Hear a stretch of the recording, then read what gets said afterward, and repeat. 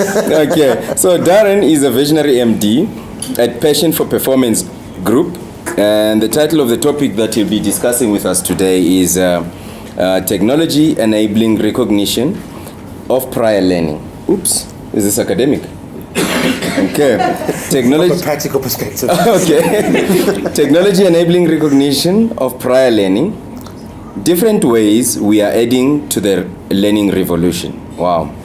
Okay, just quickly about Darren. Darren is the visionary MD of Passion for Performance Group and Chief Playmaker of Gamification Grafters Guild.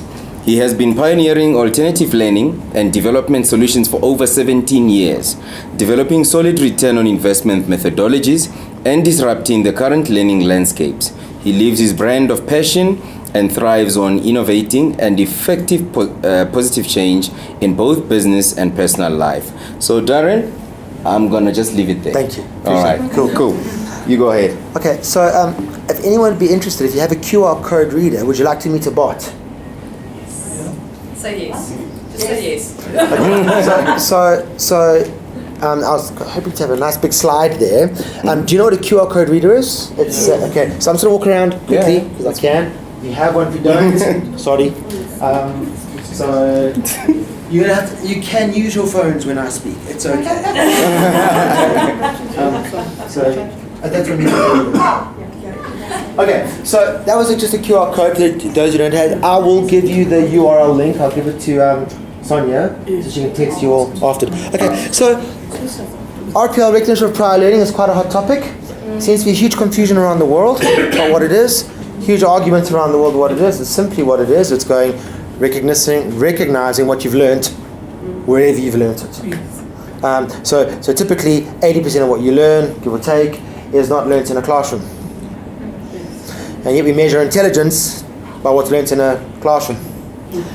And if you take the concept of AI, artificial intelligence, that's machines teaching machines, and they are more intelligent than we are because they can consume more content than we can a lot quicker and make more decisions, and they're writing their own code. It's not going to happen, it is happening. Okay, so Google didn't see it coming last year. They created an algorithm that does translations, language translations.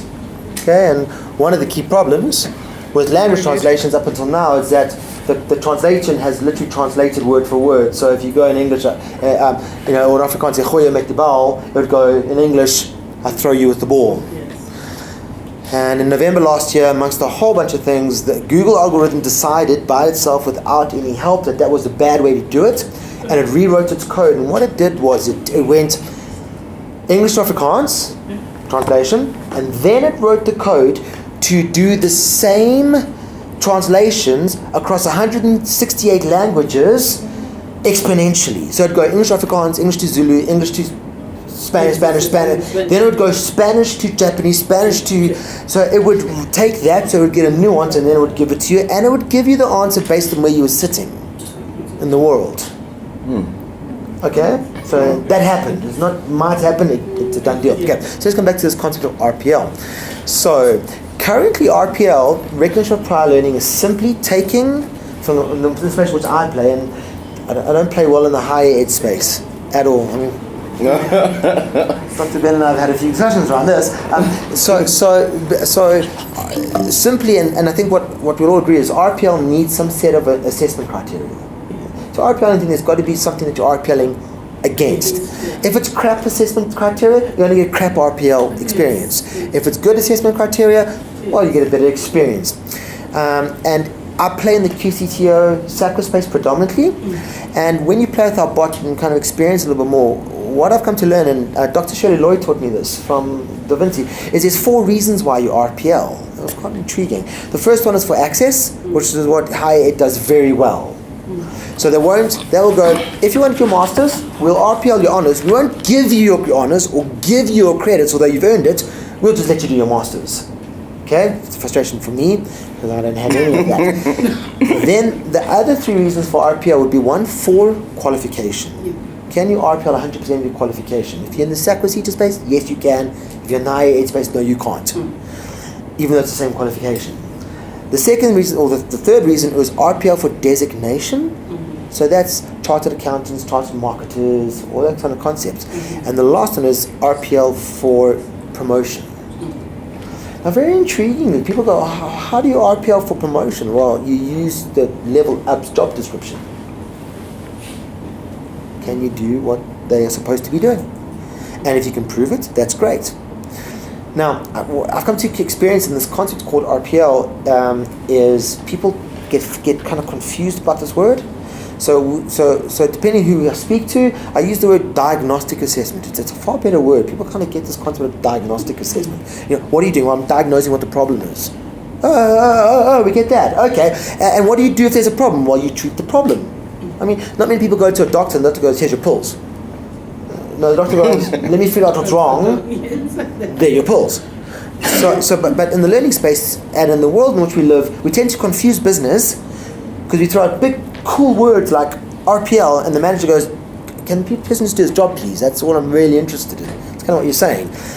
Now, the cool gap at the moment is if you can take an assessment criteria to an employee and go, look, you've been working for 30 years in your job. Right? That's 30 years of notional hours. That's a lot. That's if you're going 1,200 notional hours in a year, you've got 30,000 notional hours. Surely that's okay towards RPL for doctorate. Sure. And why? And the question is, why can't you? Yeah, why? If the criteria shouldn't change, the criteria would say you must do 300 hours of research, and the assessment criteria remains pure. So, surely you should be able to get a doctorate, and I'll tell you an example around it. So this kid, he's 12 in America, because all things happen in America, right? So it's cool. So he's in biology, he's in history, and he learns about this group of people called the Mayans. And the Mayans are pretty cool. So he thought so too. And as he went through his history class, he came to this realization that the Mayans were one of the only civilizations of the time that weren't needing to build their civilization by rivers. Okay, so they didn't need to build by water. Does anyone know why? No, he also didn't know why, so don't worry. So what he then did was he asked his teacher, he was one of the smartest, why did the Mayans not, and the teacher was like, talk to your geography teacher, they'll tell you. Okay, so he asked his geography teacher, and his geography teacher was like, talk to the biology teacher. No one knows. He's 12. It started a 4-year journey for him. So he, on his own, through the internet, started trying to figure out why the Mayans wouldn't do it. 4 years of study. 12, 13, 14, 15. When he turned 16, just before his 16th birthday, somewhere around about there, he phoned NASA. I wasn't a fly on the wall, but the call went something like this. Hi, I'm a 16-year-old. Sorry, don't waste my time. Hi, I'm a 16-year-old, and I want to tell you, in X amount of time, this year, in the next 3 or 4 months, there's going to be a constellation of stars that are going to line up. And from that, there's 3 of them are going to shine at this point, and this point. 2 of them are going to highlight 2 Mayan cities that we know exist. The one star doesn't have a city. And if you go look at where that star points to, I'm telling you there, you're going to find a Mayan city. Wow. All right? NASA, so he phoned National Geographic. Let me tell you what's going to happen. So this is 4 years later, and what he did was he uncovered one of the largest hidden Mayan cities that had not been found by researchers, archaeologists, and he's 16. Did he uncover something, add to missing learning, everything that was described in a PhD? Was it 4 years of study? What did he get for it? Nothing. Nothing. Don't get ideas, don't do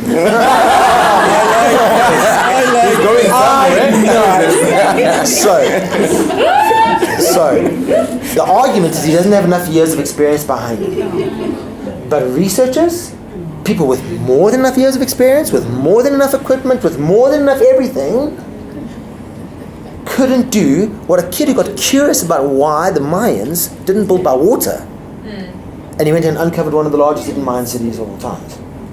Okay, interesting. So surely we all laugh and go, yeah, that's a PhD. Why couldn't he get him at 16? And one of the key arguments was he's too young. That's not terrible, but that's the world in which we live. It's terrible. Okay, so here we have this thing called RPL. Now, there is a paper that was done by the EU called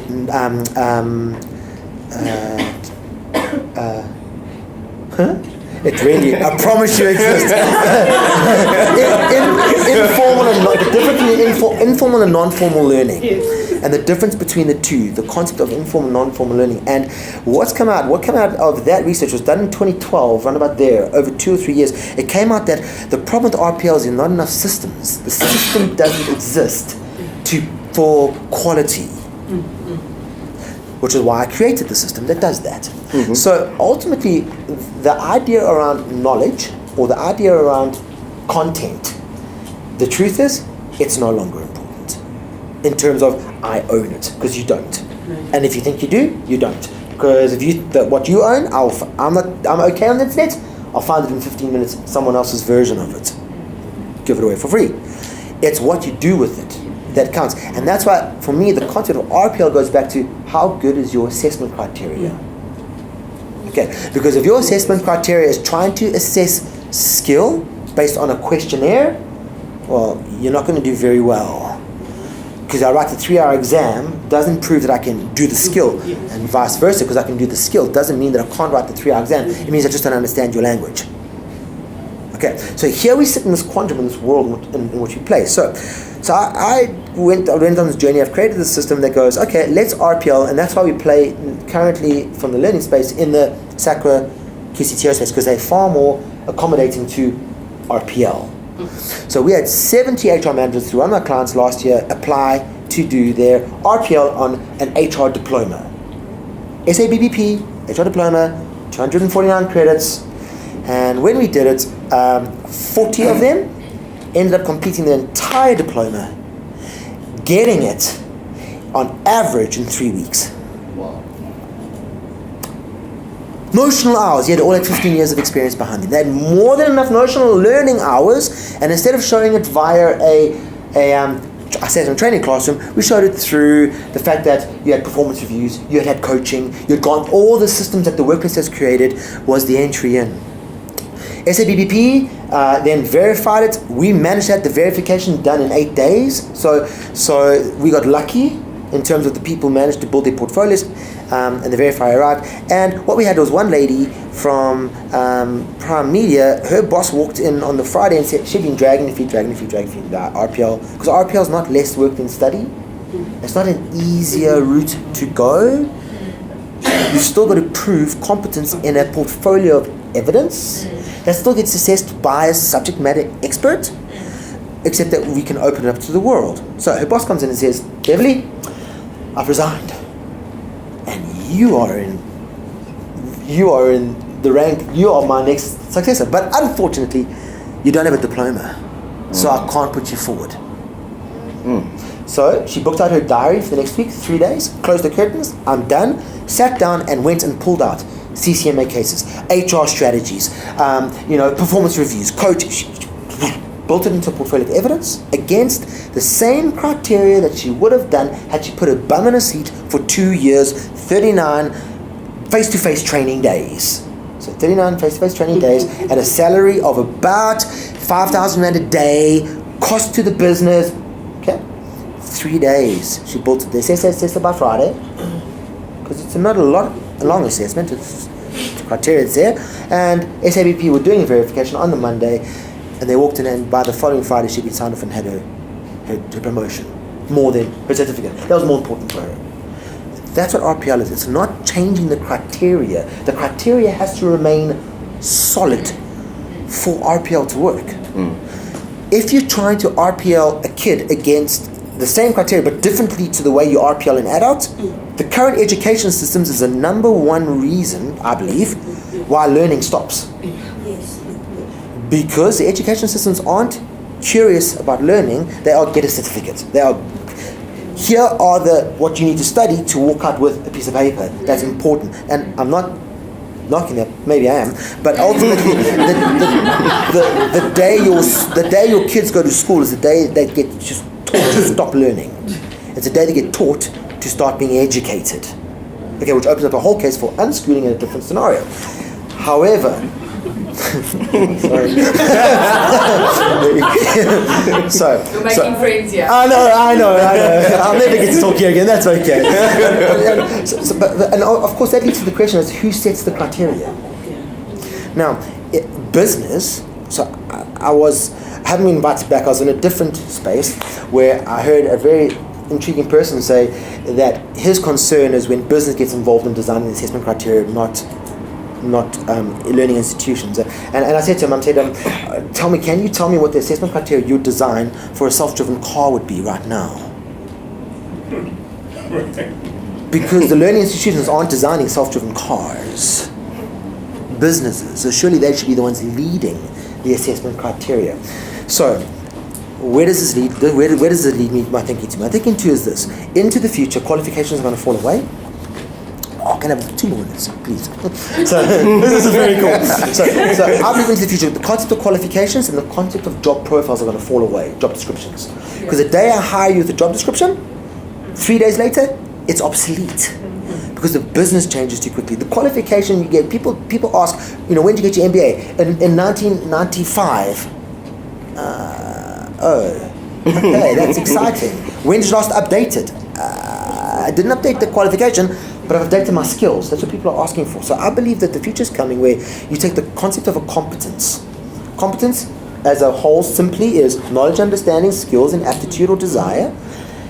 And people will start building their own personal competency libraries. Okay, so I did some work with a massive organization, and we took project management and we came up with 40 different competencies attached to 18 roles at proficiency levels. Okay, so what happens is the person goes, I'm sitting in HR, I want to get into engineering or something. I see the competencies, not the qualifications and not the job description, the competency applied to the engineering field I want to get into, and I upskill myself. MOOCs, Google, I get my chatbot to talk to me. I learn. I build my competence. Then I find an assessor, someone that is recognized, like a Steve Jobs, who would say how well you design an iPhone. And I go to them and I go, please would you assess me against this competence? Against whose standard? And the standards, well, where the competencies lie. I'm not sure whose standards, BP standards or... I then build my portfolio to prove my competence and get signed off by a recognized assessor in the business. I go to the business, I go, I want to work in engineering. What degree do you have? I don't. I have a degree of Darren. Or what is that? Well, when I studied your business, you don't need another engineer who does this. You need someone who understands machine learning. So I studied that as a competence for me, and I plug into you. And my career now builds on where I want to move to. I create my own competency library, and when I move from job A, company A, to job B or company B, I go with my specifically personalized set of competences. Now, there's jobs coming. The one is called a rewilder. Which of you would be able to RPL yourself against a rewilder position? Yeah, sure. Okay.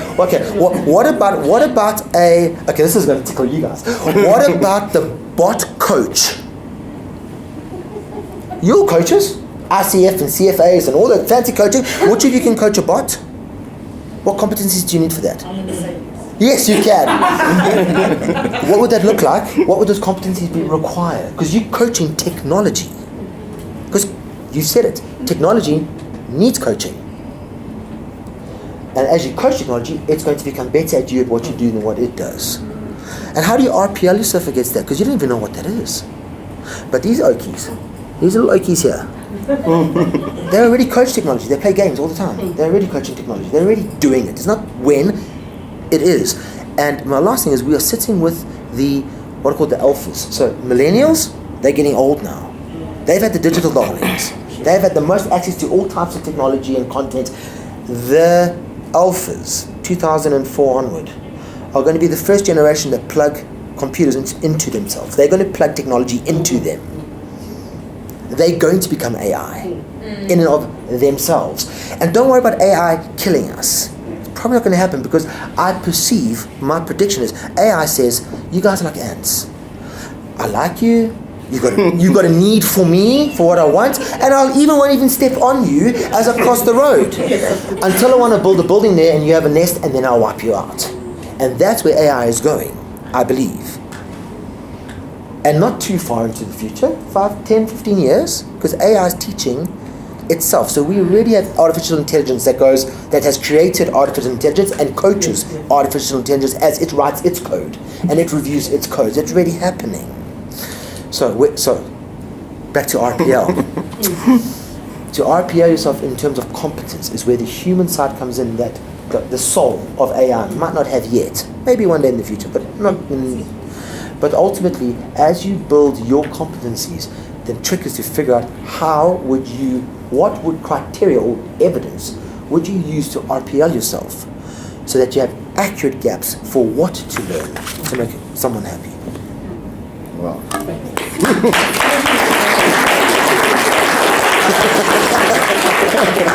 My goodness. I don't know where to start. As you're busy talking, I'm busy thinking about Cliff's topic. I'm like, okay, Cliff, where to from here? But lovely one, Darren. Thank you. I will invite a few questions before our last speaker. Yes, sir. Yes, Darren.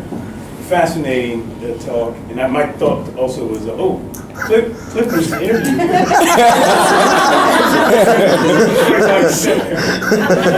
We're going to talk. I found it fascinating, and I'm just wondering, so I'm in the United States, and part of my time I spent in education at the community college and university level, and I'm just curious as to how much of a standard this is viewed as by companies and organizations. This recognition of prior learning. Yes. Because there's a lot of employees who probably are very skilled. Yep. They may have come in as a technician, Yep. but the fact is over the last 12 years they've acquired engineering skills. Yes. But how to articulate that is one thing. Another thing is what governing systems in place will give you the qualifications that yes, you've met ABAT certification, whatever the governing body in that part of the world is. How normalized and recognized are those kinds of entities? Is that clear? Okay, so my understanding is that you're asking the question of if someone gains something within an organization, is that recognized externally to the organization through governing bodies? Yes, because I know if you're a technician, you get paid as a technician. Exactly. But if you have a 4 or 5 year degree as an electrical mechanical engineer, you get paid more. Exactly. The fact is, having worked on a job, technicians can actually end up bringing in a brand new engineer and teaching him or her. Yeah, I got it. But they never get that qualification because Yes. they didn't have the degree. Yes. Is this RPL Enables a means by which Yes. that could happen? Totally. Is it happening? Absolutely. Is it happening? In some cases, yes. So what happens is companies always trying to find ways to not pay people. They're always finding ways, and one of the easiest ways you don't have a degree. That's right. But I've got 25 years, people don't have a degree. But I've got 25 years. And this is the argument that goes back. If companies really want to enable their people, all they would do is they'd take the job of that electrician versus the engineer. This is that RPL for quality, and they go, show to me that you can do this. How? You do the job, right? So do the job. Video, audio, text, write.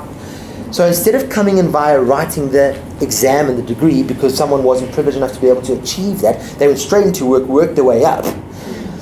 If the company is really serious about it, they'll say, prove to me you can do it. If you can prove to me you can do it, when the job becomes available, you get it because you stay internal.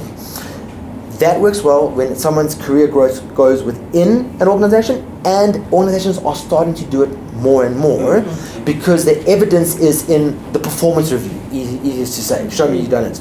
The problem that we are facing is that I do that in BP, would Engine or Shell accept that? And currently, recruitment is based on show me your certificate. What we play in the bot space, and we're starting to go, let's change that. Let recruitment be based on demonstration, not certification. So nowadays, when I apply for Shell and I don't have, Deloitte and other big companies are doing this, and I don't have a degree, Shell turns around and goes, okay, so what do you have? Show me your competence.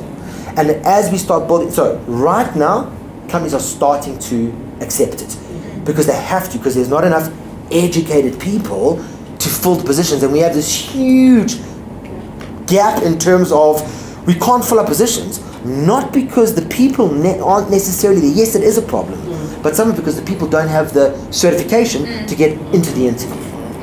Okay. Cool, Darren. And Darrell, you're getting ready to come sit here. I think you started well.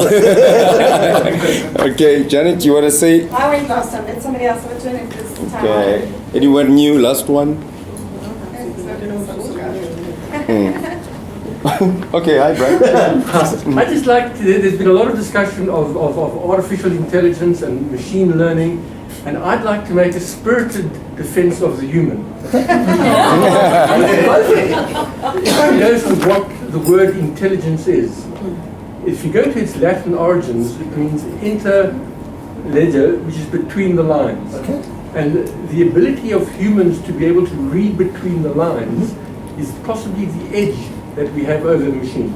No longer necessarily. You think not? And a machine can read between more lines than you can, quicker. Yeah. So a machine will do 20,000 years of learning in a month. So the content that we can consume in a month, in 20,000 years, a machine will consume that, and then it will look to all the lines. It'll make connections everywhere. But is it difficult to write code which enables which goes between the lines? Yeah, for us, yes, but the machines are writing their own code. Yeah, but still, I still think that that's possibly the area where we still have a role. And this, linking up with what Cliff was talking about, possibly. where learning has to go, we need to focus on the old concept of critical thinking. And that needs to be an important component of learning. As But much Brian, as that it's is interesting. Now we're getting jittery because of this culture that we've embraced for centuries of not reading between the lines. yeah. Now suddenly, because the robots that we create can read between the lines, now suddenly we want to read between the lines. Well, that's part of his challenge. Yes. Because he has to understand how are we going to be able to catch up if we are able to read between the lines, of which we've lost capacity over centuries of cultural Yeah. engagement. That's it. Yeah. It's Good very luck, much. buddy. It's very much that. Thank you so much. Thank you so much.